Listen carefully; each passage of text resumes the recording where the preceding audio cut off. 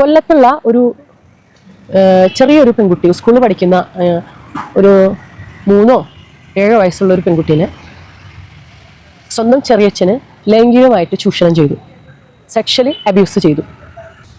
അതുപോലെ തന്നെ ഒരു 3-4 ദിവസം മുമ്പ് ഞാൻ കേട്ടിട്ടുള്ള ഒരു സംഭവമാണ്, സ്വന്തം ചേച്ചിയുടെ മുമ്പിൽ വെച്ചിട്ട് 19 വയസ്സുകാരിയായിട്ടുള്ള ഒരു പെൺകുട്ടീനെ റേപ്പ് ചെയ്തു. 2018 കേരളത്തിൽ ഓരോ 15 മിനിറ്റ് കൂടുന്തോറും സ്ത്രീകൾക്കെതിരെ സെക്ഷലി ആക്രമണം നടന്നിരുന്നു. എന്നാൽ അത് 2023 15 മിനിറ്റ് എന്നതിന് പകരം ഓരോ മണിക്കൂർ കൂടുന്തോറും സെക്ഷലി സ്ത്രീകളെ ആക്രമിക്കുന്നു എന്നായി മാറി. കേരളത്തിൽ 2562 കേസുകൾ ആ വർഷത്തിൽ റിപ്പോർട്ട് ചെയ്യപ്പെട്ടു. അതായത് ഈ 12 മാസത്തിലെ 365 ദിവസത്തിൽ 2565 കേസുകളാണ് റിപ്പോർട്ട് ചെയ്യപ്പെട്ടത്. അത് ഒരു നിസ്സാരമായിട്ടുള്ള കണക്കൊന്നുമല്ല. 2025 കണക്കനുസരിച്ചിട്ട് 3 മണിക്കൂർ കൂടുമ്പോഴാണ് സ്ത്രീ പീഡനം നിയമപരമായിട്ട് റിപ്പോർട്ട് ചെയ്യപ്പെടുന്നത്. എന്നാൽ നിയമപരമല്ലാത്ത എത്രയോ സ്ത്രീ പീഡനങ്ങൾ നടക്കുന്നുണ്ട്. ഇന്നും പല സ്ത്രീകളും പല അമ്മമാരും സ്വന്തം കുഞ്ഞുങ്ങളെ സെക്ഷലി അബ്യൂസ് ചെയ്യപ്പെടുന്നത് ലോകത്തെ അറിയിക്കുന്നില്ല പല കാരണങ്ങളാൽ.